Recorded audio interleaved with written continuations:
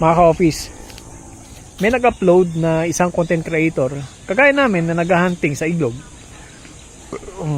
Kakain ko lang. Nakasuot siya ng Lord of the Eel, yung ating official outfit sa ikat hunting competition. Ngayon, medyo disturbing lang dahil yung kanyang content, nilalason niya yung mga isda sa ilog.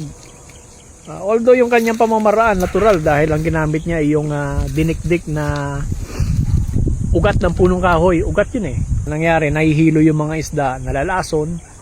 Hindi natin pinapayagan yan. Hindi na ang kampanya natin, talagang puro traditional fishing lang tayo. Yung bait and wait. Pwede ka namang mamana, pwede ka namang maglambat, pwede ka namang yung hand fishing o yung pangapa. Pero yung paglalason, kasi hindi ko talaga ina-advise yan, talagang ayaw na ayaw ko ng ganyan. May mga kasama kami na nagsabi sa akin na, idol, may nag-upload ng ganito. Hindi namin pinapayagan ang ganyang pamamaraan. Unang-una, nakita nyo maliliit yung nahuli. Paano yung mga mas maliliit pa? Hindi nila papakinabangan yun. Ang nangyari, pipervision lang nila.